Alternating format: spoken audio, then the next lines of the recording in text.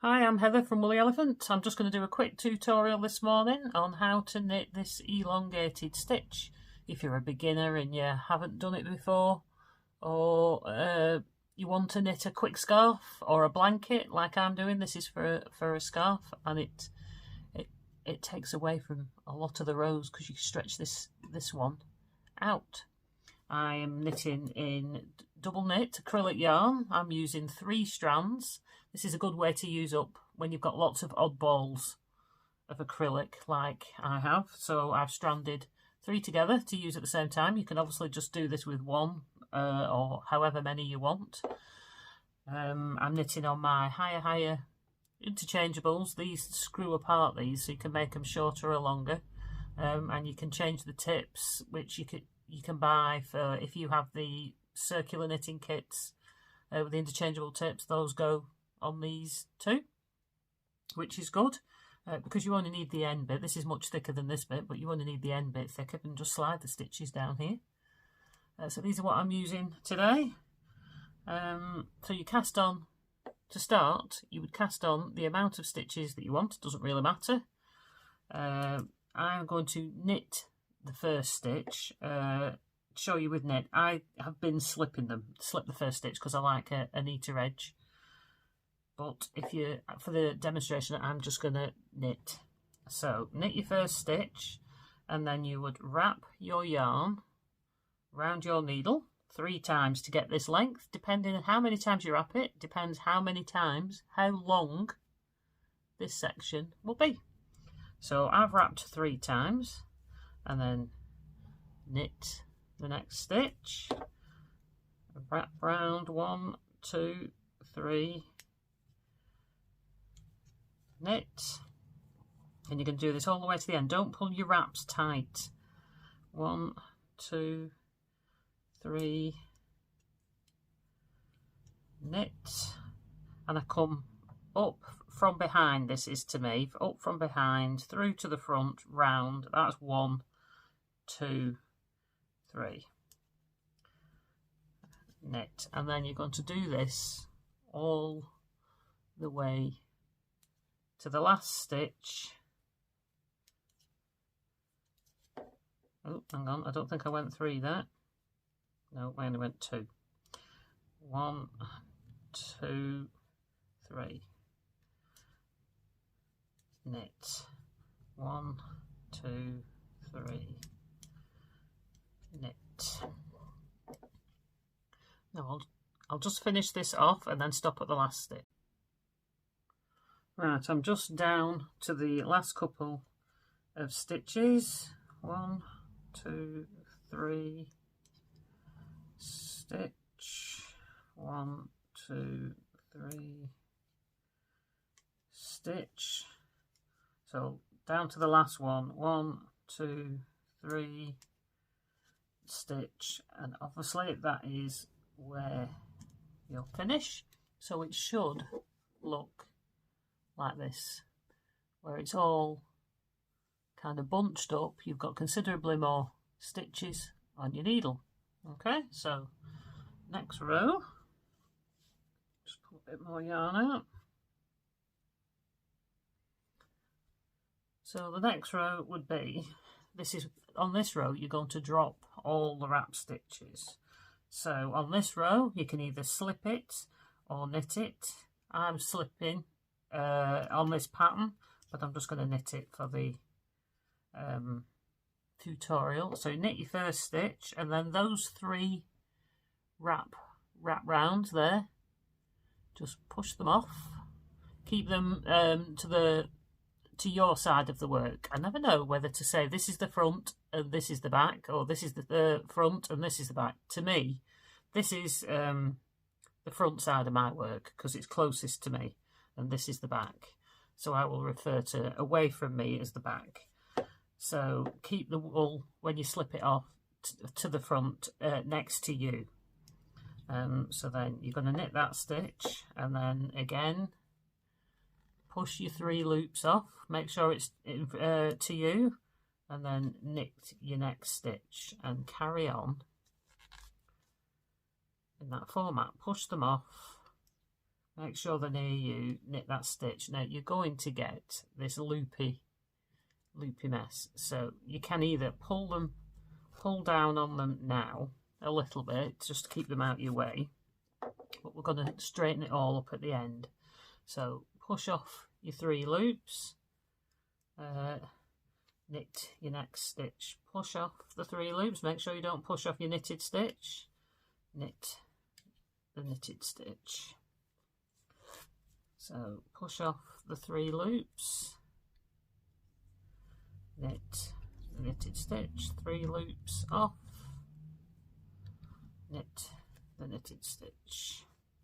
Okay, so I'll continue that all the way to the end because you don't want to sit and watch me do all that, because it'll take a few minutes, and then I'll meet you back here when you've done all that. Right, so when you've got to the end of your row, this is going to be, if you haven't pulled it down, this is what it's going to look like. It looks like a long loopy mess, but all your loops are on one side, so all you're going to do is pull it all down and neaten it up. You basically pull it down till this row of stitches at the bottom, garter bumps, which there'll be at the bottom, all look neat and lined up.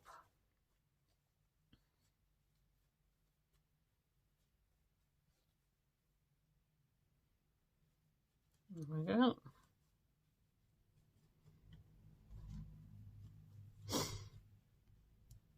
You can pull them around, stretch them about, just tug on them a little bit just to neaten them up, where one might look a bit loopy.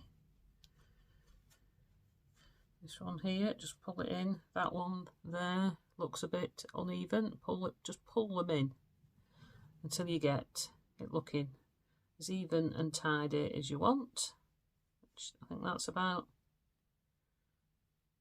there. There we go. And this is what you're left with. I'll do the same on the back there as well. Just tighten them up. This is the one up against your needle. So these will neaten up as well though when you do your next row. So that's from behind, that's from the front, and then you've got all this nice long loopy section. When you wrap this around your neck, because it's full of holes, it traps more air as well. So just going to bring the wool back round. So I also find when you knit the next row, it'll obviously be quite loose to knit, as you can see. As I'm knitting that now, that's quite loose, so you've got to be careful that you don't drop your stitches. It'll be quite loose like that, but all I would say is you go along, knit 3 or 4 stitches, pull it down, stretch it down tight. That will neaten that right up. Can you see as I'm knitting there, the stitches are obviously quite long because you've got all this loopiness underneath.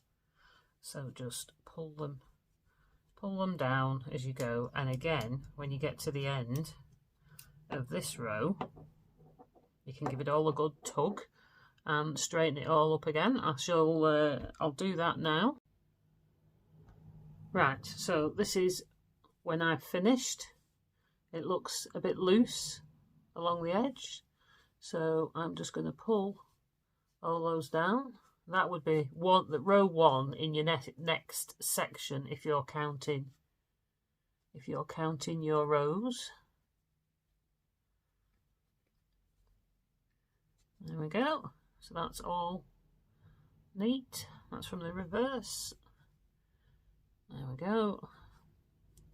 Now, just to show, if you're slipping your stitch at the end doing this, this is why I slip my stitch. This edge gives a nice twisted edge, where if you don't twist, hang on, let me see, on this, where have I done it? On this edge, I've knitted a couple. You don't, hang on, no, that's not right. You get quite a, down there. where I've knitted as opposed to slipped, it's the edge is, you get the straight edge, and